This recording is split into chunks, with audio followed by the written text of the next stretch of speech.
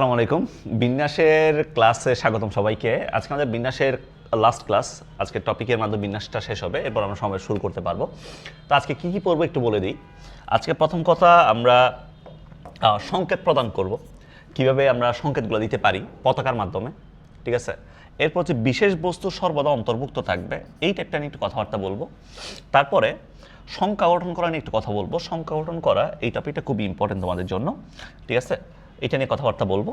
তারপর হচ্ছে চাক্রিক বিন্যাস। এই চাক্রিক বিন্যাসে সবার আসলে অনেক সমস্যা আছে, ঠিক আছে। চাক্রিক বিন্যাসটা একটু ক্লিয়ার করে দিব, ওকে। এরপর সংখ্যা বিন্যাস, সংখ্যা গঠনের মধ্যে অনেক ধরনের কেস থাকবে, পুনরাবৃত্তি করা, পুনরাবৃত্তি না করা, অনেকগুলো কেস থাকবে, ঠিক আছে। সো প্রথমে আসো। সো এবার সংকেত প্রদান করার প্রবলেমগুলো একটু দেখো। টাইপ নাম্বার 9, আমি একটা ম্যাথ করাই, তাহলে বুঝতে পারবা ফুল জিনিস, ফুল ব্যাপারটা কীভাবে হচ্ছে আসলে। এখানে বলছে কি, একজন লোকের 6টা পতাকা আছে, যার মধ্যে একটা সবুজ, 2টা সাদা, 3টা হলুদ। তিনি একসাথে 6টা পতাকা ব্যবহার করে কয়টা সংকেত গঠন করতে পারবে, 5টা পতাকা ব্যবহার করে কয়টা বিভিন্ন সংকেত দিতে পারবে, ঠিক আছে। এটা তোমাকে বলছে। তাহলে এদিকে দেখো, 6টা পতাকা যখন আমরা ইউজ করতেছি, তার মানে আমার কাছে আছে কয়টা, আছে কয়টা টোটাল, 6টা আছে। তো 6টার মধ্যে সবাইকে ইউজ করতেছি, সবাইকে ইউজ করতেছি, তাই না। তো 6টা পতাকার মধ্যে যদি সবাইকে ইউজ করি, আমরা জানি n সংখ্যক বস্তু থেকে সবাইকে যদি নিই, তাহলে ফ্যাক্টোরিয়াল n, তাহলে ফ্যাক্টোরিয়াল 6 ডিভাইডেড বাই, এর মধ্যে একই আছে কে, 2টা সাদা আছে, 3টা আমার কাছে হলুদ আছে, তাহলে divided by factorial 2 into factorial 3, এটা হবে আমাদের অ্যান্সার। কথা বুঝতে পারছো? তাহলে 6টা পতাকা সবাইকে যদি, সবগুলোকে যদি আমরা নিই, সবাইকে নিলে আমাদের অ্যান্সার হবে কত, factorial 6 divide by factorial 2 into factorial 3, এটা হবে, ওকে। এরপর আসো, যদি 5টা পতাকা ব্যবহার করি, যদি 5টা পতাকা ব্যবহার করি, এদিকে দেখো এখানে একটু ঝামেলা আছে। 5টা পতাকা যদি ইউজ করি, এই ধরনের প্রবলেমগুলোতে, এদিকে দেখো তোমাকে বলছে কি, একটা সবুজ আছে, 2টা সাদা আছে, 3টা হলুদ তোমার কাছে আছে। এখন 5টা পতাকা তুমি তো অনেকভাবে নিতে পারো, তাই না, অনেকভাবেই তুমি নিতে পারো। তো যদি সবাইকে না নিয়ে, যদি সবাইকে আমি না নিই, সবাইকে যদি আমি না নিই, সবাইকে না নিলে এই জিনিসগুলো একটু কেস আকারে ভাগ করে করে করবা। কেমনে করবে বলে দিচ্ছি, এদিকে রাখো। তুমি সুন্দর করে একটা ছক করবা, সুন্দর করে একটা ছক করবা। ছক করে তোমার কাছে পতাকা আছে 3 ধরনের, তাই না, 3 ধরনের পতাকা আছে, 1 2 3, 3 ধরনের পতাকা তোমার কাছে আছে। তাহলে এখন দেখো, সো প্রথমে আছে, প্রথম যে পতাকা আছে, এটা হচ্ছে গ্রিন, গ্রিন আছে, হোয়াইট আছে, এরপরে ইয়েলো আছে। তা আমি ধরো একটা গ্রিন নিলাম, আমি 2টা হোয়াইট নিলাম, তাহলে 2টা ইয়েলো নিলাম, তাহলে আমার কাছে কয়টা পতাকা হইলো, 5টা পতাকা হইলো, তাই না। 5টা পতাকা হইলো, 5টা পতাকা হইলো, 5টা পতাকা হয়েছে। ধরো আমি এখান থেকে গ্রিন নিলাম না, কোনো গ্রিন নিলাম না, 2টা হোয়াইট নিলাম, তারপর ইয়েলো নিলাম হচ্ছে 3টা, তাহলে টোটাল কয়টা পতাকা হয়েছে, 5টা পতাকা হয়েছে। এরপর এরপর এরপর দেখো, এরপর খেয়াল করো, আমি কোনো, ধরো আমি একটা গ্রিন নিলাম, একটা হোয়াইট নিলাম, তারপর হচ্ছে 3টা ইয়েলো নিলাম, 3টা ইয়েলো নিলাম, তাহলে এখন আমার কাছে কয়টা পতাকা আছে, এখন আমার কাছে এখানে 3টা পতাকা আছে, 3টা পতাকা, সরি 5টা পতাকা হয়েছে। এরপর কোনোভাবে কি 5টা নেওয়া যায়, তুমি একটু আমাকে বলো তো, আর কোনোভাবে কি 5টা নেওয়া যাবে? আর কোনোভাবে নেওয়া পসিবল না, তাই না। আমি তো 2টা গ্রিন নিতে পারবো না, 2টা গ্রিন কি নেওয়া যাবে, 2টা গ্রিন নেওয়া যাবে না। তাহলে আর কোনোভাবেই আমার 5টা পতাকা নেওয়া যাবে না। তাহলে টোটাল 5টা পতাকা আমরা 3ভাবে নিতে পারি, 3 কেসে নিতে পারি। এখন তুমি দেখো, তাহলে এই 5টা পতাকাকে আমরা বিন্যাস করতে পারবো। আমার কাছে আছে 5টা, তাহলে 5 factorial divided by yellow, white আছে 2টা, ইয়েলো আছে 2টা, divide by factorial 2 into factorial 2, এটা লেখা যাবে, ঠিক আছে। এরপর আমার কাছে পতাকা আছে 5টা, factorial 5 divided by factorial 2 into কত, ফ্যাক্টোরিয়াল 3, এটা লিখতে পারবো। এরপর এখানে পতাকা আছে 5টা, তাহলে ফ্যাক্টোরিয়াল 5 ডিভাইডেড বাই ফ্যাক্টোরিয়াল 3। এখন তুমি এখান থেকে একটা অ্যান্সার পাবা, এখান থেকে একটা মান পাবা, এখান থেকে একটা মান পাবা। সো তিনোটাকে যদি আমরা যোগ করে দিই, তিনোটাকে যোগ করে দিলে আমরা টোটাল কয়টা সংকেত দিতে পারবো, এটা আমরা বের করে ফেলতে পারবো। কথা বুঝতে পারছো? তাহলে আবার বলতেছি, যদি কখনো এই সংকেত প্রদানের প্রবলেমগুলোতে যদি কখনো সবগুলো পতাকা তুমি ইউজ না করো, এখান থেকে 5টা বলুক, 4টা বলুক, 3টা বলুক, যাই বলবে বলুক, এগুলো তুমি কেস আকারে ভাগ করে করে করবা, সুন্দর করে কেস আকারে ভাগ করে করে করবা। কথা বুঝছো? বোঝা গেছে আমার কথা? পারবা না? পারবা? ওকে।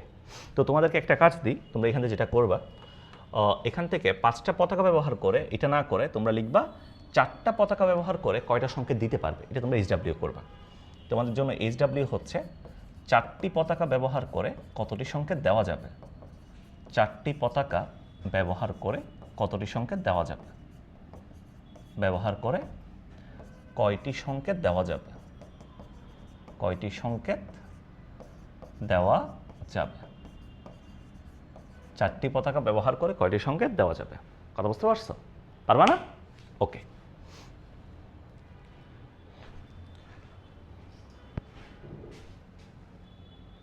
লিখো টাইপ নাম্বার 10 লিখো। টাইপ নাম্বার 10 বলছে কি, যদি বিশেষ বস্তু সর্বদা অন্তর্ভুক্ত থাকে, বিশেষ বস্তু যদি সর্বদা অন্তর্ভুক্ত থাকে, এই টাইপটা একটু লিখো সবাই। তো বিশেষ বস্তু সর্বদা অন্তর্ভুক্ত থাকবে, এই জিনিসটা কি? আগে তোমাকে একটা কনসেপ্ট বোঝাই, এই কনসেপ্টটা সবাই একটু বুঝো, তারপরে এই প্রবলেমটা সলভ করিও। ধরো তুমি একটা টিম গঠন করবা, ঠিক আছে? তুমি একটা টিম গঠন করবা, ফর এক্সাম্পল তোমার কাছে 5 জন প্লেয়ার আছে, 5 জন প্লেয়ার তোমার কাছে আছে। তোমার কাছে আছে হচ্ছে লায়নেল মেসি আছে, ঠিক আছে? লায়নেল মেসি আছে। তোমার কাছে ক্রিস্টিয়ানো রোনালদো আছে, ক্রিস্টিয়ানো রোনালদো আছে। এরপর তোমার কাছে নেইমার আছে, তোমার কাছে নেইমার আছে।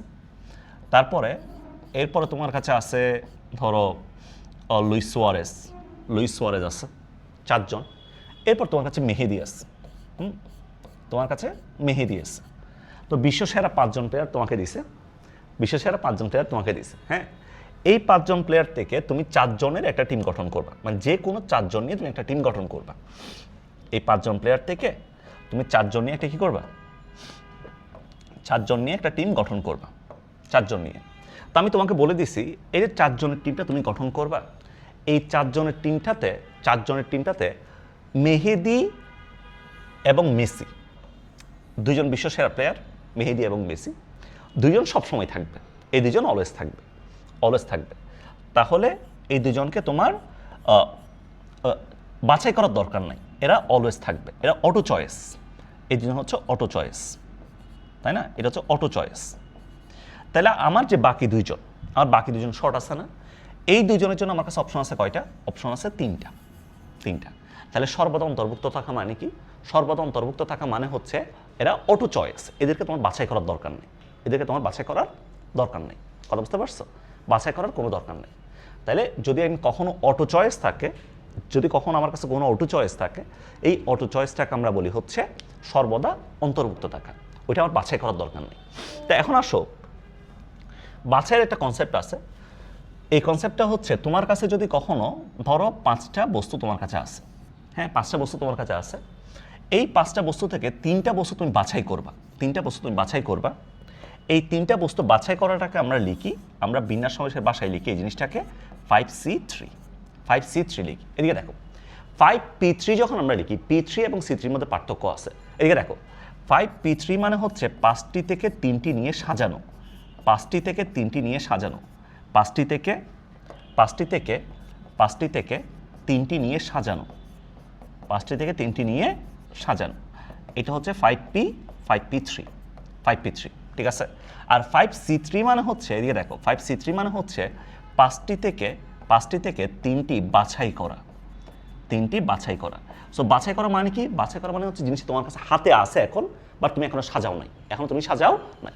5P3 মানে হচ্ছে 5টা থেকে 3টা নিয়ে সাজানো, আর 5C3 মানে হচ্ছে 5টা থেকে 3টা বাছাই করা, 5টা থেকে 3টা বাছাই করা, ঠিক আছে?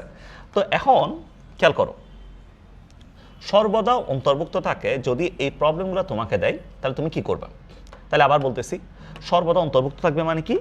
যারা অন্তর্ভুক্ত থাকবে তারা হচ্ছে অটো চয়েস, তাদেরকে আলাদা করে বাছাই করার দরকার নাই, তাই না ভাইয়া? এখন তুমি আমাকে বলো, এখানে বলছে কি তোমার কাছে 10টা বস্তু আছে, এদিকে দেখো তোমার কাছে 10টা বস্তু আছে, 10টি বস্তুর একেবারে 5টি নিয়ে কতগুলো বিন্যাসের মধ্যে 2টি বিশেষ বস্তু সর্বদা অন্তর্ভুক্ত থাকবে। তাহলে আমি 10টা বস্তু থেকে আমি 5টা বস্তুর একটা কি তৈরি করতে, 5টা বস্তু নিয়ে বিন্যাস করতে চাচ্ছি, বাট এই 5টা বস্তুর মধ্যে এই 2টা সবসময় থাকবে, 2টা বিশেষ বস্তু সবসময় থাকবে, তাই না? তাহলে এখন তুমি বলো আমাকে, তুমি একটা জিনিস আমাকে বলো তো ভাইয়া, আমার কাছে 10টা বস্তু ছিল, আমার কাছে 10টা বস্তু ছিল, 10টা থেকে আমি 5 জন নিয়ে একটা বিন্যাস করব, 5 জন নিয়ে সাজাবো, বাট 2 জন অটো চয়েস চলে আসছে, 2 জন অটো চলে আসছে, এই 2 জন অটো চলে আসছে আমার কাছে, বাছাই করার দরকার হয় নাই আমার। তাহলে 2 জন যেহেতু অটো চলে আসছে, এখন বলো এই 8 জন থেকে বাকি আছে কয়জন? এই 10 জন থেকে বাকি আছে 8 জন, 8 জন। তো আমার 5 জনের একটা গ্রুপ দরকার তোমার সাজানোর জন্য। তাহলে এই 5 জনের গ্রুপের জন্য তুমি আমাকে বলো, 2 জন যেহেতু চলে আসছে, বাকি আছে 8 জন। এই 8 জন থেকে আমার বাছাই করতে হবে কয়জনকে? বাছাই করতে হবে 3 জনকে না? 3 জনকে কিনা? তাহলে এই 2 জনকে তো আমার বাছাই করার দরকার নেই। তাহলে বাকি 8 জন থেকে আমার বাছাই করতে হবে কয়জনকে? 3 জনকে। তাই 8 জন থেকে 3 জনকে বাছাই করা যায়, এদিকে দেখ, 8 জন থেকে 3 জনকে বাছাই করা যায় HC3 উপায়ে। তাহলে এই বাছাইটা আমরা করবো কত উপায়ে? HC3 উপায়ে। তাহলে এই বাছাইটা আমার করা লাগবে। তো বাছাই করে ফেললাম। বাছাই করার পরে এখন আমার কাছে টোটাল কয়জন আছে? হাতে 5 জন আছে। আগে ওটু 2 জন ছিল, এখন আমি 3 জনকে বাছাই করছি। টোটাল কয়জন আছে? 5 জনকে। এই 5 জনকে বিন্যাস করতে হবে না? তাহলে 5 জনকে বিন্যাস করা যায় ফ্যাক্টোরিয়াল 5 উপায়ে, তাই না ভাইয়া? তাহলে এখান থেকে দেখো, যখন তোমার কাছে সর্বদা অন্তর্ভুক্ত থাকবে বলবে, তাহলে তোমার কাছে এই বাছাইটা করতে হবে। বাছাই করার পরে এবং এরপরে বিন্যাস। তাহলে এখান থেকে আমরা লিখতে পারবো, এখান থেকে দেখো, এই কথাটাকে আমরা লিখবো হচ্ছে এইভাবে, এই জিনিসটাকে। তাহলে দুইটি বিশেষ বস্তু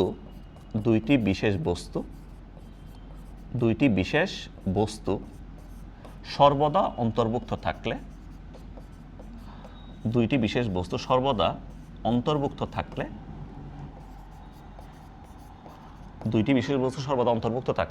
আমাদের টোটাল বিন্যাস আসবে মোট বিন্যাস। প্রথমে বাছাই করতে হবে 8 জন থেকে 3 জনটা বাছাই করতে হবে, ওটু 2 জন বাদ দিয়ে। এরপর এখন আমার কাছে 5 জন আছে, এই 5 জনকে বিন্যাস করা যাবে ফ্যাক্টোরিয়াল 5 উপায়ে। কথা বুঝতে পারছো? তাহলে এখানে একটা এক্সট্রা স্টেপ আসবে। স্টেপটা কোনটা? ওই যে বাছাই করাটা হচ্ছে এক্সট্রা আসবে স্টেপ হিসেবে। কথা বুঝছো? বলো, বোঝা গেছে? বুঝছো নাকি বুঝো নাই? বোঝা গেছে না? ওকে, এরপর লিখো সবাই, তাহলে বিশেষ বস্তুটা পারবা এখন। এরপর লিখো টাইপ নাম্বার 11। টাইপ নাম্বার 11টা লিখো সংখ্যা গঠন করা। লিখো সংখ্যা গঠন করা লিখো।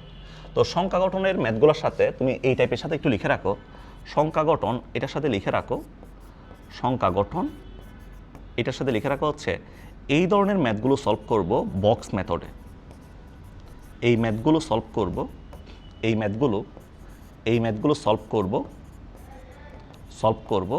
বক্স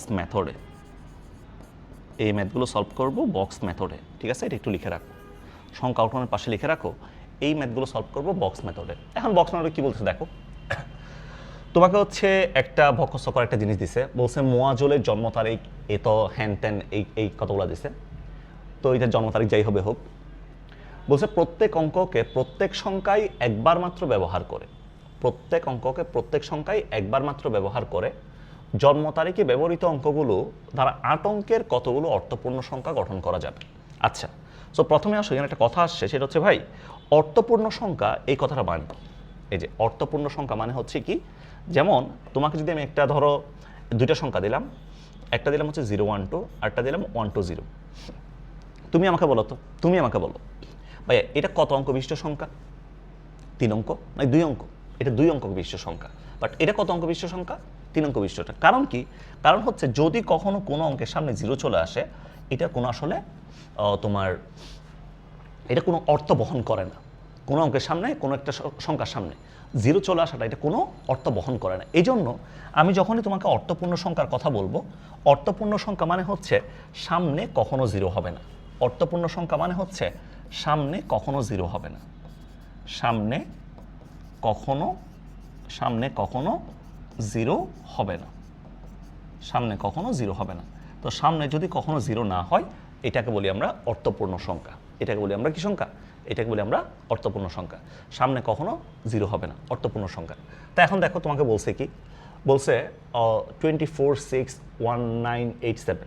প্রত্যেক অঙ্ককে প্রত্যেক সংখ্যায় একবার মাত্র ব্যবহার করে জন্ম তারিখে ব্যবহৃত অঙ্কগুলো দ্বারা 8 অঙ্কের কতগুলো অর্থপূর্ণ সংখ্যা গঠন করা যাবে। এখন তোমার কাছে অঙ্ক আছে কে? এখন তোমার কাছে অঙ্ক আছে হচ্ছে, তোমার কাছে 2 আছে, ওর জন্ম তারিখটা নাও। এরপর 4 আছে, তারপর 0 আছে, 6 আছে, তারপর হচ্ছে 1 আছে, 9, 8, 7। এই অঙ্কগুলো তোমার কাছে আছে, তাই না? এই অঙ্কগুলো তোমার কাছে আছে। তো এখন আমি 8 অঙ্ক বিশিষ্ট অর্থপূর্ণ সংখ্যা গঠন করব। তো তোমাকে বলছিলাম একটা বক্স করতে, বক্স মেথডে করব। তো যত অঙ্ক বলবে ঠিক তত অঙ্কের জন্য ঘর করব। 1, 2, 3, 4, 5, 6, 7, 8। 8টা ঘর করলাম আমরা, ঠিক আছে? 8টা ঘর করলাম। এখন এখানে আরেকটা কথা বলে দিই, সেটা হচ্ছে ভাই প্রত্যেক অঙ্ককে প্রত্যেক সংখ্যায় একবার মাত্র ইউজ করব, মাত্র একবার ইউজ করব। তার মানে একটা অঙ্ক বসে গেলে এটা তুমি আর কখনো ইউজ করতে পারবা না, তাই না ভাইয়া? ওকে, আসো এখন আসো। আমার কাছে অঙ্ক আছে 8টা। এই 8টার মধ্যে জিরো আছে না? জিরো আছে কিনা? তো আমি যদি প্রথম ঘরের জন্য প্রথমে অপশন খুঁজি, প্রথম ঘরে কজন বসতে পারে? প্রথম ঘরে কজন বসতে পারে তুমি আমাকে বলো। প্রথম ঘরে কি জিরো বসতে পারবে? জিরো বসতে পারবে না। তাহলে প্রথম ঘরের জন্য অপশন কয়টা আছে? 1টা 2টা 3টা 4টা 5টা 6টা 7টা। তাহলে প্রথম ঘরের জন্য অপশন কয়টা আছে? 7টা আছে। এটা অপশন বসাচ্ছি, আবার দেখিও 7 বসাই নাই, এটা অপশন। এখানে যা বসাবো, এখানে যা বসাবো এটা হচ্ছে অপশন, যা বসাবো এটি অপশন, ঠিক আছে? এটি অপশন মানে কয়জন আছে, এই ঘরের জন্য কয়জন আছে এটা। তাহলে এখন দেখো, তাহলে জিরো ছাড়া বাকি 7জন থেকে যে কোনো একজন এখানে বসে গেল, একজন বসে গেল। ভাই সেকেন্ড ঘরে তো জিরো বসতে পারে, তাই না? এই ঘরে তো জিরো বসতে পারবে। তাহলে এখন এই ঘরের জন্য অপশন আছে কয়টা? আমার কাছে 8টা ছিল, 8টা থেকে জিরো বাদ দিয়ে যে কোনো একজন এখানে বসে গেল, যে কোনো একজন বসছে, যে কোনো একজন বসছে। তা একজন বসে যাওয়ার পরে সেকেন্ড ঘরে তো জিরো বসতে পারে। এরপর আমার কাছে অঙ্ক আছে কয়টা? 7টা আছে। তাহলে এই ঘরের জন্য অপশন কয়টা? 7টা।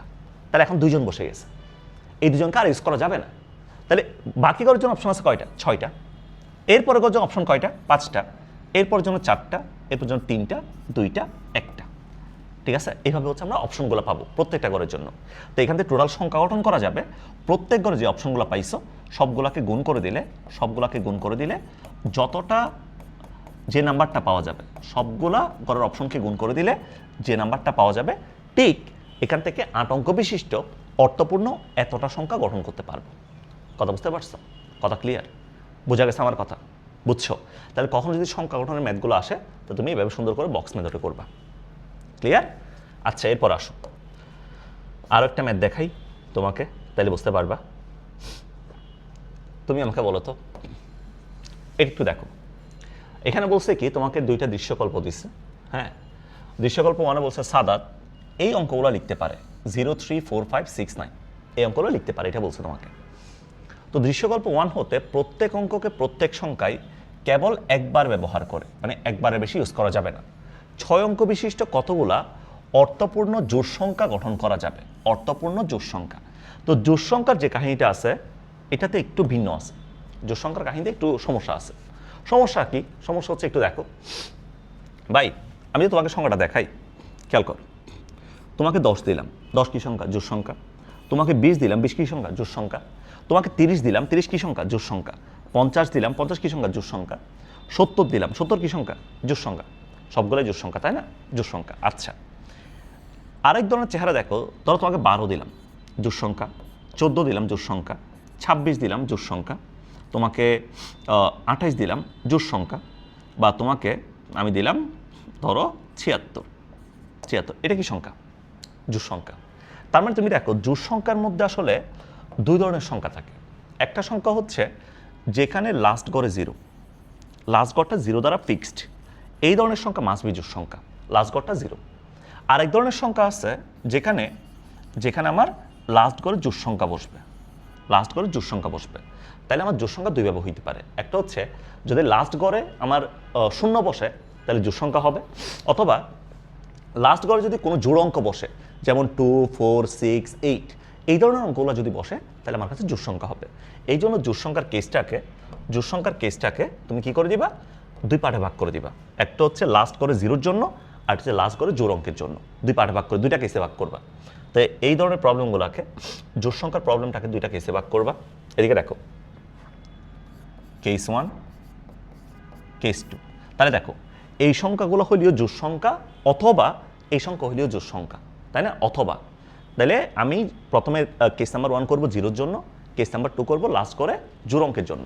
কেস 1 এবং কেস 2, কেস 1 এবং কেস 2 2টা পার্টে ভাগ করো, 2টা পার্টে ভাগ করো, কেস 1 এবং কেস নাম্বার 2। এখন তুমি আমাকে বলো, কেস নাম্বার 1-এ যদি আসি, আমি 6 অঙ্ক বিশিষ্ট সংখ্যা গঠন করবো। তো আমি 6 অঙ্ক বিশিষ্ট একটা গড় করলাম, গড় কয়টা? 6টা। 1টা 2টা 3টা 4টা 5টা 6টা, একটা গড় করলাম। তা এখন বলো, সো আমি বলতেছি কেস নাম্বার 1-এ লাস্ট গড়ে আমরা 0 বসাই দিব, 0 ফিক্সড। জোড় হওয়ার জন্য। তাহলে এই ঘরে আমরা 0 বসাই দিলাম, 0 ফিক্স করে দিলাম। তাহলে 0 এখানে বসে গেল, 0 এই ঘরে বসে গেল। ঠিক আছে, তাহলে আমার কাছে এখন অঙ্ক আছে কে কে? আমার কাছে অঙ্ক ছিল হচ্ছে 0, 3, 4, 5, 6, 9। 0কে আমি এখানে ফিক্স করে দিছি। বাকি আছে কে কে? 3 আছে, 4 আছে, 5 আছে, 6 আছে, 9 আছে, 5টা আছে। তাহলে প্রথম ঘরের জন্য অপশন কয়টা? 5টা, কারণ 0 তো বসে গেছে, তাই না? 0 বসে গেছে। তাহলে 3, 4, 5, 6 এই 5 জন থেকে যে কোনো একজন এখানে বসছে, যে কোনো একজন বসছে। বাকি আছে কয়টা? বাকি আছে 4টা। তাহলে এই ঘরের জন্য অপশন 4টা, তাহলে 2টা বসে গেছে। এই ঘরের জন্য অপশন 3টা, এই ঘরের জন্য 2টা, এই ঘরের জন্য কয়টা? 1টা। আর এখানে 0 বসে গেছে, এখানে 0 বসে গেছে। ঠিক আছে, এই ঘরের জন্য 0 একটাই আছে, সো এই ঘরের জন্য অপশন হচ্ছে 1টা। তা এখন যদি আমি টোটাল এখান থেকে টোটাল লাস্ট করে 0 আছে এরকম জোড় সংখ্যা কয়টা আছে এটা যদি বের করতে যাই, তাহলে সবগুলোকে গুণ করে দাও, সবগুলো করে অপশনকে গুণ করে দাও, তাহলে কত আসে? 2 × 1 × 1 এটা আসবে। তাহলে এখান থেকে যেটা আসে এটা আমাদের অ্যান্সার। Case number 1। এরপর আসো কেস নাম্বার 2তে আসো। কেস নাম্বার 2তে কি বলতেছে? আমি 6 অঙ্ক বিশিষ্ট সংখ্যাই নিব, ভালো কথা, 6 অঙ্ক বিশিষ্ট সংখ্যাই আমরা নিব। তাহলে 1 গড়, 2 গড়, 3, 4, 5, 6 6 অঙ্ক বিশিষ্ট সংখ্যা নিব। বাট এখন লাস্ট গড় আছে হচ্ছে তোমার, লাস্ট গড়ে 0 নাই, 0-র কেসটা আমরা নিয়ে নিছি, 0-র কেসটা আমরা নিয়ে নিছি। এখন লাস্ট গড়ে জোড় অঙ্ক বসবে, লাস্ট গড়ে জোড় অঙ্ক বসবে। জোড় অঙ্ক আছে কে কে? জোড় অঙ্ক আছে হচ্ছে 4 আছে আর 6 আছে। তাহলে এই গড়ে বসতে পারে 4 অথবা 6, এই ঘরে এখন 4 অথবা 6 যে কোনো একজন বসবে, 4 অথবা 6। তাহলে এখন এই ঘরের জন্য অপশন কয়টা বলো? এই ঘরের জন্য অপশন কয়টা? অপশন হচ্ছে 2টা। তাহলে 4 অথবা 6, 4 অথবা 6 যে কোনো একজন এখানে বসছে, যে কোনো একজন বসে গেল 2। ঠিক আছে, অপশন কয়টা? 2টা। 4 অথবা 6 যে কোনো একজন বসছে, 4 অথবা 6 যে কোনো একজন বসছে, তাই না? 4 অথবা 6। এখন তুমি আমাকে বলো, এই ঘরের কাজ শেষ, এবার প্রথম ঘরে আসো। তাহলে এই ঘরে 4 অথবা 6 যে কোনো একজন বসছে, ধরো 4 বসে গেল, ফর এক্সাম্পল 4 বসে গেল। তাহলে বাকি আছে কয়জন? 1 জন, 2 জন, 3 জন, 4 জন, 5 জন। তাহলে এখানে 0 আসে না? 0 আছে কিনা? প্রথম ঘরে কি 0 বসতে পারবে ভাই? প্রথম ঘরে কি 0 বসা যাবে? 0 বসা যাবে না। তাহলে প্রথম ঘরের জন্য অপশন কয়টা আছে? 4টা। ওই 0কে বাদ দিয়ে বাকি 4টা। ঠিক আছে, তাহলে এখানে তোমার হচ্ছে 2টা বসে গেল, এখানে 4 অথবা 6 বসছে, আর এখানে বাকি 4টা যে কোনো একটা বসছে। তাহলে এরপর বলো, 2টা অঙ্ক চলে গেছে না? তাহলে বাকি জায়গাগুলোতে কোনো সমস্যা নাই। তাহলে এখানে তোমার 4টা বসবে, এটার জন্য অপশন কয়টা? 4টা, 3টা, 2টা, 1টা। তাহলে এখন লাস্ট গড়ে জোড় অঙ্ক আছে, জোড় অঙ্ক আছে, এরকম সংখ্যা আসবে কয়টা? এরকম সংখ্যা আসবে হচ্ছে 4 × 4 × 3 × 2 × 1 × 2। তাহলে এতটা হচ্ছে আমার কি আসবে? এতটা আমাদের সংখ্যা আসবে যেখানে লাস্ট করে জোড় অঙ্ক আছে। ঠিক আছে, এটা হচ্ছে লাস্ট গড়ে 0 ফিক্সড, আর এটা হচ্ছে লাস্ট গড়ে জোড় অঙ্ক আছে, ওইরকম সংখ্যা। কথা বুঝতে পারছো? তাহলে দেখো, এটাও আমার কাছে কি সংখ্যা? জোড় সংখ্যা। এটাও আমার কাছে জোড় সংখ্যা, জোড় সংখ্যা, দুইটা আমার জোড় সংখ্যা। তা এখন একটা প্রকারভেদ হচ্ছে লাস্টে 0 আছে, আর একটা প্রকারভেদ হচ্ছে কি লাস্ট করে জোড় অঙ্ক আছে। এখন টোটাল যদি জোড় সংখ্যা বের করতে যাই, তাহলে আমার টোটাল জোড় সংখ্যা কত আসবে? টোটাল জোড় সংখ্যা আসবে হচ্ছে এইটা প্লাস এইটা, এইটা প্লাস এইটা। তাহলে এখান থেকে যখন টোটাল জোড় সংখ্যা বের করবা, এদিকে দেখো, টোটাল যখন জোড় সংখ্যা বের করবা, টোটাল জোড় সংখ্যা আসবে হচ্ছে কেস 1, কেস 1-এর প্লাস কেস 2, দুইটাকে প্লাস করে দিয়ে দেখো, এইটা আসলে জোড় সংখ্যা, অথবা এটা আসলেও কি সংখ্যা? জোড় সংখ্যা।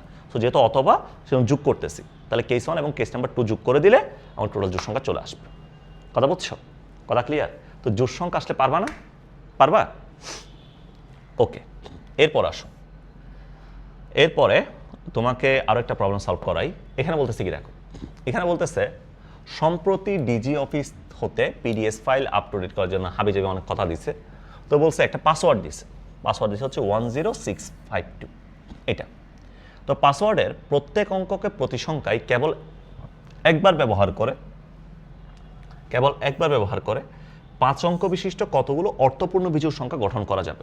এখন তুমি দেখো, অর্থপূর্ণ বিজোড় সংখ্যা, তাহলে বিজোড় সংখ্যা কখন হয়? বিজোড় সংখ্যা কখন হবে? ধরো তোমাকে 21 দিলাম বিজোড় সংখ্যা, ধরো তোমাকে 23 দিলাম বিজোড় সংখ্যা, বা তোমাকে 25 দিলাম বিজোড় সংখ্যা, বা তোমাকে 27 দিলাম বিজোড় সংখ্যা, 29 দিলাম বিজোড় সংখ্যা, তাই না? তাহলে বিজোড় সংখ্যা হইতে হইলে আমার লাস্ট যে অঙ্কটা আছে, লাস্ট অঙ্কটা মাস্ট বি বিজোড় হইতে হবে। তাহলে লাস্ট অঙ্কটা যদি বিজোড় হয়, তাহলে বিজোড় সংখ্যা হবে। লাস্ট অঙ্কটা যদি বিজোড় না হয়, তাহলে কখনো বিজোড় সংখ্যা হবে না, তাই না? এখন আমাকে বলছে কি 5 অঙ্ক বিশিষ্ট কতগুলো বিজোড় সংখ্যা গঠন করা যাবে। তাহলে আমরা যদি 5 অঙ্ক বিশিষ্ট বিজোড় সংখ্যা গঠন করতে যাই, এখানে তুমি আমাকে বলো 5 অঙ্ক, তাই না? 1টা, 2টা, 3টা, 4টা 5টা 5 অঙ্ক বিশিষ্ট কতগুলো অর্থপূর্ণ বিজোড় সংখ্যা গঠন করা যাবে। তো বিজোড় আছে কে এখানে? বিজোড় আছে হচ্ছে 1 আছে 5 আছে, তাহলে লাস্ট গড়টা মাস্ট বিজোড় হইতে হবে, মাস্ট বিজোড় হইতে হবে। তার মানে এই গড়ে বসতে পারে আমার কাছে 1 অথবা 5, 1 অথবা 5, যে কোনো একজন এখানে বসবে 1 অথবা 5। তাহলে এই গড়ের জন্য অপশন কয়টা? অপশন আছে 2টা, তাই না? 1 অথবা 5 বসছে। এবার আসো প্রথম ঘরে আসো, তাহলে 1 অথবা 5 থেকে যে কোনো একজন এখানে বসছে। ফর এক্সাম্পল 1 বসছে, বাকি আছে কয়জন? বাকি আছে 4 জন, 0 6 5 2, তাই না? তো এই প্রথম ঘরে কি 0 বসতে পারবে? পারবে না। প্রথম ঘরের জন্য অপশন কয়টা? অপশন 3টা, অপশন 3টা। মাঝখানে ঘরে 0 বসতে পারবে, তাহলে এখানে একজন বসছে, এখানে একজন বসছে, বাকি আছে কয়জন? 3 জন। তাহলে এই ঘরের জন্য অপশন হচ্ছে 3টা, এরপর 2টা, এরপর 1টা। তাহলে এখান থেকে টোটাল বিজোড় সংখ্যা গঠন করা যাবে 3 × 3 × 2 × 1 × 2, এত উপায়ে বিজোড় সংখ্যা গঠন করা যাবে। বলো বুঝছো নাকি বুঝো নাই? বুঝা কি গেছে? বুঝা কি গেছে ভাইয়া? বলো বুঝছো নাকি বুঝো নাই? আশা করি বুঝছো, তাই না? ওকে, এরপরে যেমন এটাতে বলতেছি কি দেখো, এটা বলছে প্রত্যেক সংখ্যায় প্রতিটি অঙ্ক সর্বোচ্চ একবার ব্যবহার করে, সর্বোচ্চ একবার ব্যবহার করে 1 2 3 4 5 7 8 9 6 কিন্তু দেয় নাই। অঙ্কগুলি দ্বারা কতগুলি সংখ্যা গঠন করা যায় যাদের প্রথমে ও শেষে, যাদের প্রথমে ও শেষে জোড় অঙ্ক থাকবে, প্রথম ও শেষে জোড় অঙ্ক থাকবে, এটা বলছে তোমাকে, তাই না? তাহলে তুমি আমাকে বলো, একটা জিনিস তুমি আমাকে বলো, তাইলে অঙ্ক আছে কয়টা? 1টা 2টা 3টা 4টা 5টা 6টা 7টা 8টা। তাহলে 1 2 3 4 5 6 7 8, 8টা আছে। তা এখন বলছে কি প্রথমে এবং শেষে, প্রথমে এবং শেষে জোড় অঙ্ক থাকবে, এটা বলছে, তাই না? প্রথমে এবং শেষে জোড় অঙ্ক থাকবে। তাহলে এখন তুমি আমাকে বলো, প্রথমে এবং শেষে জোড় অঙ্ক থাকতে হয়, তাহলে আমার জোড় অঙ্ক আছে কে কে? 2 আছে, 4 আছে, এরপর হচ্ছে 8 আছে, 3টা। তা আমি প্রথমে হয়, এখানে যেহেতু 0 নাই, সো 0-র কেসটা তোমার লাগবে না, হ্যাঁ, 0কে নিয়ে টেনশন করার দরকার নাই। প্রথমে এবং শেষে এই দুই জায়গায় জোড় অঙ্ক থাকবে, তাই না? এই দুই জায়গায় জোড় অঙ্ক থাকবে। তাহলে তুমি আমাকে বলো, প্রথম ঘরে আমি প্রথম ঘরে যদি প্রথমে চিন্তা করি, এই 3 জন থেকে যে কোনো একজন বসবে, তাহলে প্রথম ঘরের জন্য অপশন কয়টা? 3টা। তার মানে 2 4 8 থেকে যে কোনো একজন এখানে বসছে, যে কোনো একজন 2 4 8 থেকে। ফর এক্সাম্পল 2 বসে গেল, তাহলে বাকি জোড় সংখ্যা আছে কয়টা? 2টা। তাহলে এই ঘরে বসতে পারবে বাকি 2 জন থেকে যে কোনো একজন, 4 অথবা 8 থেকে যে কোনো একজন, তাই না? তাহলে এই ঘরের জন্য অপশন কয়টা? 2টা। তা আমি প্রথমে প্রথম ঘর এবং লাস্ট ঘর এই দুটার কাজ করে ফেললাম, কাজ শেষ। তাহলে এখানে 2 জন বসে গেছে, 2 জন বসে গেছে, তাই না? ছিল কয়জন টোটাল? 8 জন। তাহলে 2 জন বসে গেছে, এই ঘরের জন্য অপশন কয়টা? 6টা, এরপরে 5টা 4টা 3টা 2টা 1টা। আচ্ছা সরি, একটু মনে হয় কোথাও একটু বলেছে, আমার ঘর কয়টা নিছি আমি এখানে? 1 2 3 4 5 6 7 8, আচ্ছা একটা ঘর বেশি নিয়েছি, সরি একটা ঘর বেশি নিয়ে নিছি, হ্যাঁ। তাহলে এটা হবে আমাদের অ্যান্সার। তাহলে এখানে টোটাল এরকম সংখ্যা গঠন করা যাবে কয়টা? এই যে 3 × 6 × 5 × 4 × 3 × 2 × 1 × 2, তাহলে টোটাল এতটা সংখ্যা গঠন করা যাবে। কথা বুঝছো? বলো বোঝা গেছে? তাহলে বক্স মেথড দিয়ে সংখ্যা রিলেটেড যে ম্যাথগুলো আছে সেগুলো পারবা না? পারবা নাই? পারবা না? পারা যাবে। এবার তোমাদেরকে একটু টেলিফোন নাম্বার যে আমরা ইউজ করি, হ্যাঁ টেলিফোন যে ইউজ করি, একটু টেলিফোনের এই কীভাবে আসলে টেলিফোন নাম্বারগুলো তৈরি করা হয় একটু দেখাই, খেয়াল করো। এখানে বলছে কি টেলিফোন ডায়ালে 0 থেকে 9 পর্যন্ত তোমার লেখা আছে। যদি ঢাকা শহরের টেলিফোনগুলো 7 অঙ্ক বিশিষ্ট হয়, ঢাকা শহরের টেলিফোনগুলো কয় অঙ্ক বিশিষ্ট বলছে? 7 অঙ্ক বিশিষ্ট বলছে। তবে ঢাকায় কতগুলি টেলিফোন সংযোগ দেওয়া যাবে এটা বলছে, তাই না? তাহলে বলছে, এখানে বলছে কি, বলছে টেলিফোন ডায়ালে 0 থেকে 9 পর্যন্ত তোমার লেখা থাকে, ঢাকা শহরের টেলিফোনগুলো 7 অঙ্ক বিশিষ্ট, ঢাকা শহরের টেলিফোনগুলো 7 অঙ্ক বিশিষ্ট, এটা বলছে। ঢাকায় কতগুলো টেলিফোন সংযোগ দেওয়া যাবে তুমি আমাকে বলো তো ভাই। আচ্ছা আমি যদি আমার ফোন নাম্বারটা দেখাই প্রথমে, এদিকে দেখো, এটা হচ্ছে আমার ফোন নাম্বার 01982915202, এটা হচ্ছে আমার ফোন নাম্বার। তো এখন একটা জিনিস তুমি দেখো, এই যে আমি ফোন নাম্বারটা লিখলাম, এখানে 0 আসছে কয়বার? 0 আসছে 2 বার, 2 আসছে কয়বার? 2 বার, 9 আসছে কয়বার? 9 আসছে 2 বার, সরি 3 বার আসছে, হ্যাঁ 2 আসছে 3 বার। তো এখন দেখো, তাহলে 9 আসছে 2 বার, তার মানে দেখো একটা মোবাইল নাম্বার বা টেলিফোন নাম্বার যখন আমরা ইউজ করি, মোবাইল নাম্বার বা telephone number, so mobile number বা টেলিফোন নাম্বারে প্রথম কথা হচ্ছে সামনের করে 0 বসানোর জন্য কোনো বাধা নেই, ঠিক আছে? সামনে 0 হইতে পারে মোবাইল নাম্বারে। এরপর এখানে একটা নাম্বার একাধিকবার ইউজ করা যায়, একটা অঙ্ক একাধিকবার ইউজ করা যায়। যেমন 9 এখানে কয়বার ইউজ করছি? 2 বার। 2 কয়বার ইউজ করছি? 3 বার। তার মানে তুমি যতবার ইচ্ছা ততবার ইউজ করতে পারবা। তো যখন মোবাইল নাম্বার বা টেলিফোন নাম্বারের কথা বলবে, তুমি একটা অঙ্ক যতবার মন চাই ঠিক ততবার ইউজ করতে পারবে। ঠিক আছে? তাহলে দেখো, আমি যদি 7 অঙ্ক বিশিষ্ট এখান থেকে টেলিফোন নাম্বার গঠন করতে চাই, তাহলে 1 2 3 4 5 6 7। 1 2 3 4 5 6 7 সাধারণত টেলিফোন আমরা গঠন করতে চাচ্ছি। তাহলে এখন বলো, আমার কাছে 0 থেকে 9 পর্যন্ত অঙ্ক আছে। 0 থেকে 9 মানে টোটাল 10টা আছে, তাই না? 10টা আছে। তাহলে প্রথম ঘরে 0ও বসতে পারে টেলিফোন নাম্বারে, মোবাইল নাম্বারে। তাহলে প্রথম ঘরের জন্য অপশন কয়টা? অপশন 10টা। 0 থেকে 9 পর্যন্ত যে কোনো একটা বসছে।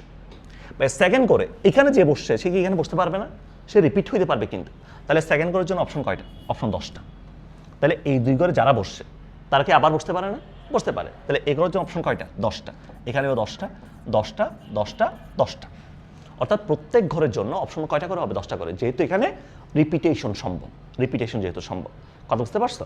তাহলে আমার টোটাল কয়টা গঠন করা যাবে? 10 টু দ্য পাওয়ার 7 এতটা গঠন করা যাবে। ঠিক আছে? অনেকে এখানে মনে মনে চিন্তা করতেছো, ভাই সবগুলোই 0 হয়। 0 0 0 0 0 0 0 0। হ্যাঁ, কয়টা হয়েছে? 2 3 7। এটা কি টেলিফোন নাম্বার? অবশ্যই এটাও টেলিফোন নাম্বার। এটাও টেলিফোন নাম্বার হবে। কথা বুঝছো আমার কথা? বুঝছো আমার কথা? ওকে। এরপরে ভোট দেওয়ার একটা ম্যাথ করে তোমাকে।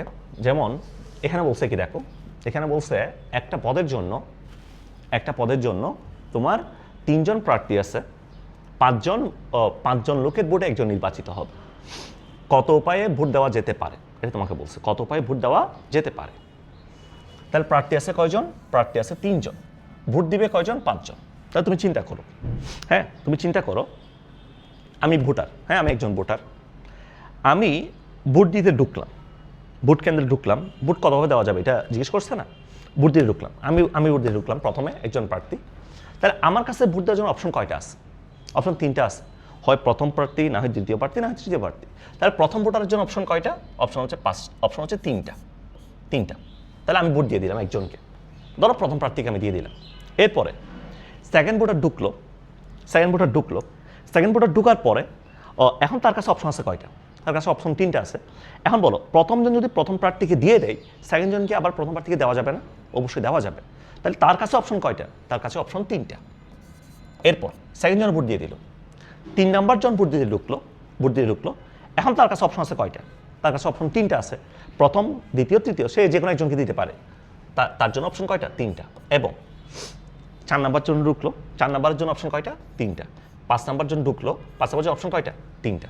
তাহলে টোটাল এতভাবে ভোট দেওয়া যাবে। এই যে 3 টু দ্য পাওয়ার 5 উপায়ে ঠিক এতভাবে ভোট দেওয়া যাবে। কথা বুঝতে পারছো? বলো, কথা কি বোঝা গেছে? বুঝছো আমার কথা? বোঝা গেছে না? ওকে, ঠিক আছে।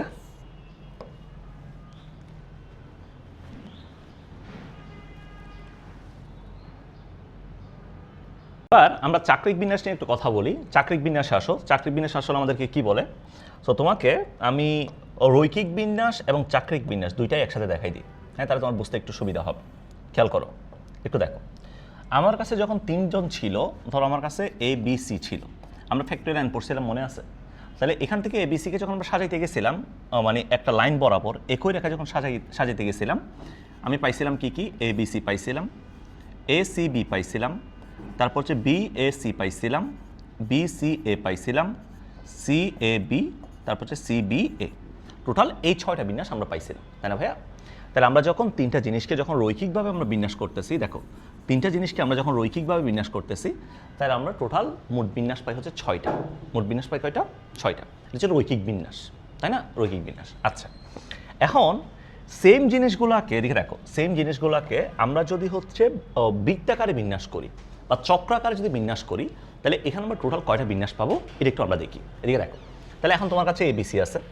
আমি ABCকে যদি বৃত্তাকারে সাজাই, তাহলে এইভাবে সাজাইতে পারি। ধরো প্রথমে A কে রাখলাম, এরপর হচ্ছে B কে রাখলাম, তারপর হচ্ছে আমি C কে রাখলাম। এটা একটা সাজানো। এরপরে B আছে, B এর পরে C আছে, C এর পরে আমার A আছে। ঠিক আছে, এটা একটা সাজানো পাইলাম।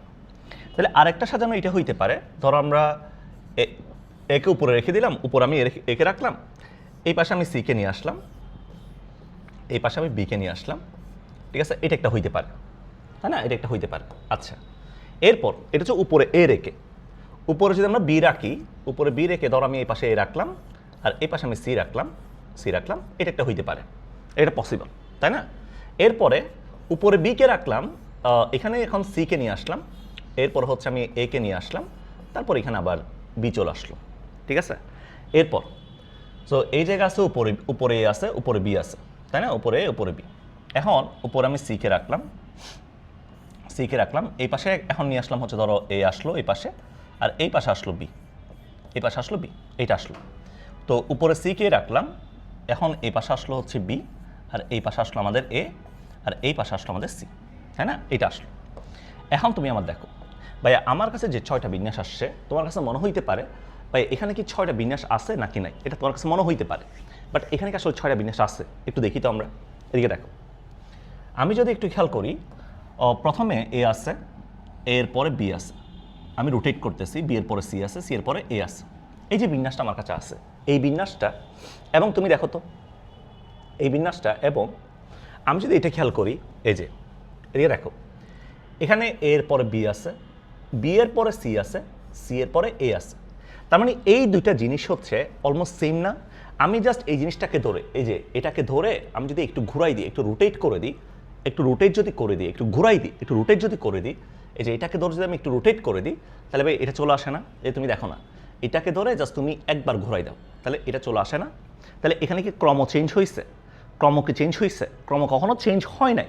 তাহলে এটা হচ্ছে সেম বিন্যাস, এটা এবং এটা সেম বিন্যাস, তার মানে এই দুজন সেম, এই যে এটা এবং এটা এই জন্য একই বিন্যাস, তাই না? দুইটা সেম হয়ে গেল। তারপরে তুমি দেখো, খেয়াল করো ভাইয়া, এই যে আমার কাছে এটা আছে না, এর পরে বি, বি এর পরে বি, সি এর পরে, তাহলে এইটাকে যদি আমি দুইবার ঘুরাই, প্রথমে একবার ঘুরাইলাম, এরপর আরেকবার ঘুরাইলাম, তাহলে আমার কাছে এই জিনিসটা পয়দা হবে না? এই যে এটাও মাথায় চলে যাবে, বিটা এখানে চলে আসবে, সিটা এখানে চলে আসবে, দুইবার ঘুরাইলে, তাই না? তার মানে এটা হচ্ছে ক্রমের কোনো চেঞ্জ হয় নাই, এটা জাস্ট রোটেট করছে, এটাকে একটু রোটেট করে দিলে আগের অবস্থায় ফেরত চলে আসবে। বাট বিন্যাসে কখনো তুমি রোটেট করলে কখনো আগের অবস্থায় ফেরত আসবে না, ঠিক আছে? ওইটা ক্রম চেঞ্জ হয়ে যায়, তাই ক্রম চেঞ্জ হয় নাই, তার মানে এটা একই বিন্যাস, তার মানে এই তিনজন মিলে হচ্ছে একটা, এই তিনজন মিলে হচ্ছে একটা, তাই না? আচ্ছা, এরপর আসো, যেমন এটা খেয়াল করো, এর পরে সি, সি এর পরে বি, বি এর পর আবার এখানে যেটা আছে, এটাকে যদি আমরা একটু রোটেট করি, খেয়াল করো, এটাকে যদি আমরা একটু রোটেট করি, এই যে এর পরে সি আছে, এর পরে কি আছে, এর পরে সি, এখানেও এর পরে সি, সি এর পরে বি, বি এর পরে এর পরে সি, সি এর পরে বি, বি এর পরে এ আছে, তার মানে এইটা এবং এটা একই বিন্যাস, জাস্ট রোটেট করলে আগের অবস্থায় ফেরত চলে আসবে। এরপর এটা দেখো তো, এটা খেয়াল করো, সেম, এর পরে সি, সি এর পরে বি, বি এর পরে আবার এ, তাই না? তাহলে এটাকে যদি আমরা একটু রোটেট করি, তাহলে আগের অবস্থায় এটা এটার মতো করে চলে আসবে রোটেট করলে, তার মানে এই দুইটা বিন্যাস মিলে এই তিনটা বিন্যাস হচ্ছে সেম বিন্যাস। তাহলে এখানে টোটাল বিন্যাস আছে কয়টা? টোটাল বিন্যাস আছে দুইটা, এই তিনজন মিলে একটা বিন্যাস, এই দুজন মিলে একটা বিন্যাস, তাহলে এখানে মোট বিন্যাস আছে কয়টা? মোট বিন্যাস আসে হচ্ছে দুইটা, এই জায়গায় মোট বিন্যাস হচ্ছে দুইটা, মোট বিন্যাস দুইটা, আর এই জায়গায় মোট বিন্যাস কয়টা? মোট বিন্যাস হচ্ছে 6টা, এই জায়গায় মোট বিন্যাস হচ্ছে 6টা। সেজন্য কখনো যদি আমার কাছে n সংখ্যক বস্তু থাকে, এদিকে রাখো, n সংখ্যক বস্তু যদি থাকে, n সংখ্যক বস্তুকে আমরা যদি রৈখিকভাবে বিন্যাস করি, তাহলে ফ্যাক্টোরিয়াল n, এই 6টাকে আমরা লিখতে পারি কয়জন? এখানে ছিল কয়জন? 3জন, তাহলে এটাকে লিখতে পারবো ফ্যাক্টোরিয়াল 3। সো রৈখিকভাবে n সংখ্যক বস্তুকে বিন্যাস করলে এখান থেকে আমরা লিখতে পারবো ফ্যাক্টোরিয়াল n লিখতে পারবো। আর যদি আমার কাছে এখানে আমার কাছে ছিল কয়জন? 3জন, এটাকে যখন আমি চক্রাকারে বিন্যাস করছি, মোট বিন্যাস পাইছি কয়টা? 2টা, তাহলে এটাকে আমরা লিখতে পারবো, আমার ছিল কয়জন? 3জন, তাহলে এটাকে আমরা লিখতে পারবো ফ্যাক্টোরিয়াল 3 - 1, 3 - 1, ঠিক আছে? এটা আমরা লিখতে পারবো। তো সেই জন্য যখন আমরা চক্রাকারে বিন্যাস করি, ফ্যাক্টোরিয়াল n - 1 হয়, ফ্যাক্টোরিয়াল n - 1, এটা সবাই লিখে রাখো। চাক্রিক বিন্যাসে n সংখ্যক বস্তুকে যদি আমি চক্রাকারে বিন্যাস করি, চাক্রিক বিন্যাস যদি আমরা করি, চাক্রিক বিন্যাস, তাহলে আমার কাছে টোটাল বিন্যাস আসবে কত? টোটাল বিন্যাস আসবে ফ্যাক্টোরিয়াল n - 1 আসবে, ফ্যাক্টোরিয়াল n - 1, ঠিক আছে? আর যদি রৈখিকভাবে বিন্যাস করি তাহলে আসবে কত? ফ্যাক্টোরিয়াল n, এটা আসবে। কথা বুঝতে পারছো? যেমন তোমাকে এখানে বলছি কি, 8 সদস্যের একটি পরিবার, সবাই 8 আসন বিশিষ্ট গোলাকার একটা ডাইনিং টেবিলে কতভাবে আসন নিতে পারে? তাহলে সদস্য আছে কয়জন? 8 জন, চেয়ার আছে কয়টা? 8টা, তাহলে 8টা আসনের ওর চক্রাকার বসবে না? তাহলে চক্রাকার ওদেরকে সাজাতে পারবো কতভাবে? যেহেতু চাক্রিক বিন্যাস, তাহলে ফ্যাক্টোরিয়াল 8 - 1, তাহলে আমাদের অ্যান্সার হবে কত? অ্যান্সার হবে ফ্যাক্টোরিয়াল 8 - 1, ফ্যাক্টোরিয়াল 7। কথা কি বুঝতে পারছো? কথা বোঝা গেছে? বোঝা গেছে না আমার কথা? আচ্ছা, এরপর তুমি দেখো, এরপরে এটা একটু খেয়াল করো, বা এখানে বলছে কি, এখানে বলছে দুইজন কলা বিভাগের ছাত্রকে একত্রে না বসিয়ে, মানে কলা বিভাগের ছাত্র কখনো একত্রে বসবে না, তারা কখনো একত্রে বসবে না, 5 জন বিজ্ঞানের ছাত্র ও 5 জন কলা বিভাগের ছাত্র কত রকমে একটি গোল টেবিলের পাশে আসন নিতে পারে, এটা তোমাকে বলছে। 2 জন কলা বিভাগের ছাত্রকে একত্রে না বসিয়ে 5 জন বিজ্ঞান ও 5 জন কলা বিভাগের ছাত্র কত রকমে একটি গোল টেবিলে আসন নিতে পারে। তাহলে তুমি দেখো 2 জন কলা কখনো পাশাপাশি বসবে না, 2টা কলা কখনো পাশাপাশি থাকবে না, ঠিক আছে, 2টা কলা কখনো পাশাপাশি থাকবে না। 5 জন বিজ্ঞান ও 5 জন কলা কত রকমে একটি গোল টেবিলে আসন নিতে পারে। তাহলে তুমি দেখো 5 জন বিজ্ঞান, সো বিজ্ঞান 1, বিজ্ঞান 2, বিজ্ঞান 3, বিজ্ঞান 4, এটা হচ্ছে বিজ্ঞান 5। তাহলে বিজ্ঞান কয়টা? বিজ্ঞান হচ্ছে 5টা বিজ্ঞান। তো তুমি দেখো তো এই 5টা বিজ্ঞানের 2 জন বিজ্ঞানের মাঝখানে যে ফাঁকা জায়গাগুলো আছে, 2 জন বিজ্ঞানের মাঝখানে যে ফাঁকা জায়গাগুলো আছে, এই 5টা ফাঁকা জায়গায় যদি আমরা 5টা কলাকে বসাই দিই, তাহলে 2টা কলা কখনো পাশাপাশি আসবে না। 2টা কলার মাঝখানে কে থাকবে? একটা বিজ্ঞান থাকবে। 2টা কলার মাঝখানে একটা বিজ্ঞান থাকবে মাস্ট, তাই না? তাহলে আমি এখান থেকে বলতে পারবো, এদিকে দেখো, তাহলে আমার কাছে ফাঁকা জায়গা আছে কয়টা? ফাঁকা জায়গা আছে হচ্ছে 1টা, 2টা, 3টা, 4টা, 5টা। সো চাক্রিক বিন্যাসের ক্ষেত্রে যতজন থাকবে ঠিক ততটা ফাঁকা জায়গা, চাক্রিক বিন্যাসের ক্ষেত্রে। এগুলো তুমি চিত্র দিয়ে করলে খুব ভালো দেখাই, তোমার বুঝতে সুবিধা হয়। তাহলে ফাঁকা জায়গা আছে কয়টা? 1টা, 2টা, 3টা, 4টা, 5টা। তাহলে এই 5টা জায়গায় আমরা 5 জন কলা বিভাগের ছাত্রকে বসাইতে পারবো কতভাবে? 5P 5 উপায়ে, তাই না? 5টা জায়গায় 5 জন কলা বিভাগের ছাত্রকে বসাইতে পারবো কতভাবে? 5P 5 উপায়ে, 5 জন এখানে বসে যাবে, ঠিক আছে, সাজানো সহ। এরপর কলাগুলো বসে গেল, ফাঁকা জায়গায় কলাগুলো বসে গেল। তুমি চিন্তা করো তো, বিজ্ঞানের ছাত্র যদি এখানে মেহেদি থাকে, এখানে যদি সাইম থাকে, হ্যাঁ, মেহেদির জায়গায় সাইম আসতে পারে, সাইমের জায়গায় মেহেদি আসতে পারে, তাই না? তার মানে বিজ্ঞানের ছাত্র যারা আছে তারা নিজেদের মধ্যে বিন্যাস করতে পারে কতভাবে? 1, 2, 3, 4, 5, তাহলে ইন্টু ফ্যাক্টোরিয়াল 5, যেহেতু 5 জন বিজ্ঞানের ছাত্র বিন্যাসটা কত? ফ্যাক্টোরিয়াল 5। তাহলে এটা হচ্ছে কলার বিন্যাস, এটা হচ্ছে বিজ্ঞানের বিন্যাস। তাহলে টোটাল তারা এতভাবে আসন নিতে পারে। এই প্রবলেমটাকে অনেকে মনে করতেছো এটা চাক্রিক বিন্যাসের হচ্ছে প্রবলেম কিনা। এটা আসলে চাক্রিক বিন্যাসের প্রবলেম না, ঠিক আছে, এটা জাস্ট বিন্যাসের বেসিক কনসেপ্ট, তোমাকে জাস্ট চক্রাকার সাজাইতে হবে। কথা বুঝতে পারছো? বোঝা গেছে আমার কথা?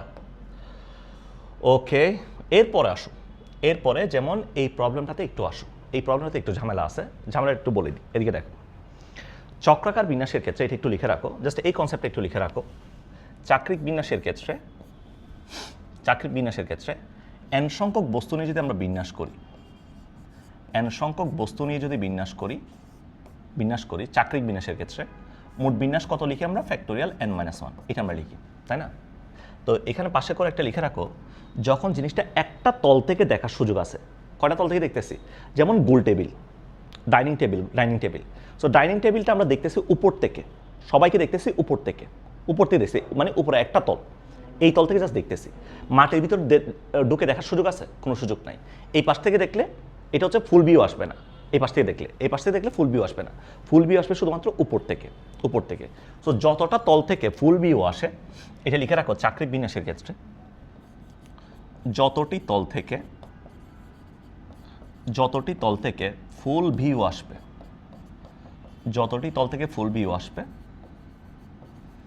তল সংখ্যা দ্বারা ভাগ করতে হবে,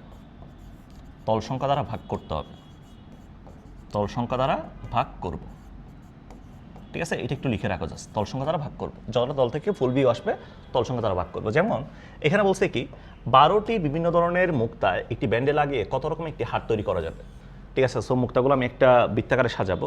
সো প্রথম কথা হচ্ছে এই 12টা মুক্তাকে আমরা সাজাইতে পারবো ফ্যাক্টোরিয়াল 12-1 এত উপায়ে। এখন তুমি দেখো, একটা হার আমরা বানাইলাম, 12টা মুক্তা সাজে একটা হার বানাইলাম, হারটা আমি যদি তোমার সামনে রাখি, এই হারটাকে দেখার কয়টা তল থেকে সুযোগ আছে? আমি যদি এই পাশ থেকে দেখি, দেখো এই পাশ থেকে দেখি, এখানে দেখো এই যে 12-1 ফ্যাক্টোরিয়াল আছে আর 11 ফ্যাক্টোরিয়াল, এখানে কি আছে? আমি যদি এই হারটা তোমার কাছে এখানে আছে, আমি এই পাশ থেকে যদি দেখি, এইটা ডান এটা বাম, ওই পাশ থেকে যদি দেখি উল্টো হয়ে যাবে, এটা ডান এটা বাম।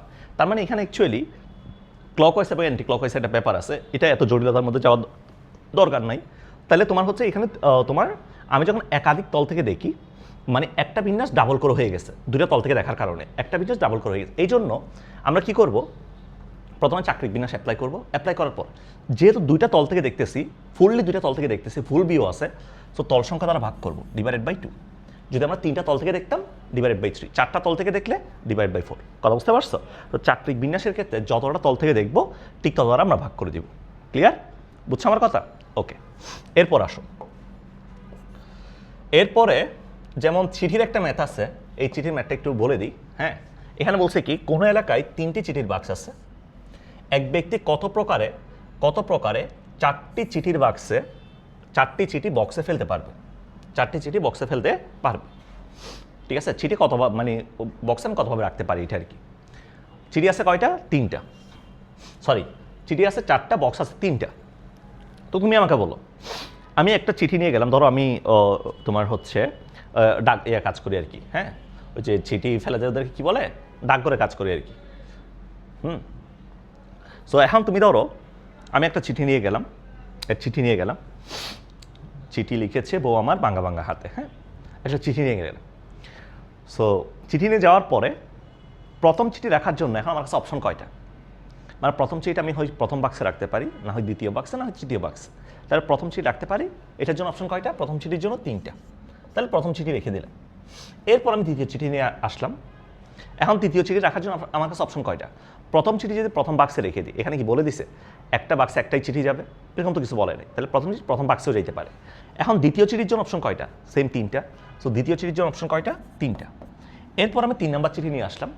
সো 3 নাম্বার চিঠির জন্য অপশন কয়টা? 3টা, তাই না? এরপর আমি 4 নাম্বার চিঠি নিয়ে আসলাম। 4 নাম্বার চিঠির জন্য অপশন কয়টা? 3টা। তাহলে এখন আমার কাছে টোটাল অপশন থাকবে কত? 3⁴। তাহলে এটা হচ্ছে আমাদের অ্যান্সার। তাহলে এতভাবে আমি চিঠিগুলোকে রাখতে পারবো। কথা বুঝতে পারছো? কথা ক্লিয়ার? বোঝা গেছে আমার কথা? সো আমাদের বিন্যাস যে টপিকটা আছে, মোটামুটি বিন্যাস টপিকটা এখানেই শেষ। তুমি যদি এই প্রবলেমগুলো সলভ করো, আমি টোটাল টাইপ করাইছি তোমাকে 13টা বিন্যাস থেকে, টাইপ করাইছি 13টা। এই 13টা টাইপ করলে বিন্যাস থেকে তুমি পারবা। এরপর আমরা জাস্ট সমাবেশটা দেখবো। সমাবেশটা খুব ইম্পর্টেন্ট, সমাবেশটা তোমার পরীক্ষায় আসবে। ওইটা জাস্ট একটা ক্লাসে আশা করি হয়ে যাবে ইনশাল্লাহ। ঠিক আছে, সবাই ভালো থাকো, ক্লাসগুলো একটু ভালো মতো করবা, ফ্রেন্ডদের সাথে শেয়ার করবা। আল্লাহ হাফেজ। লাস্টে তোমাদেরকে একটা গান শোনাই। হ্যাঁ, চেহারা দেখানো যাবে না, যেহেতু চিঠির প্রবলেম করছি। চিঠি লিখেছে বউ আমার বাঙ্গা বাঙ্গা হাতে।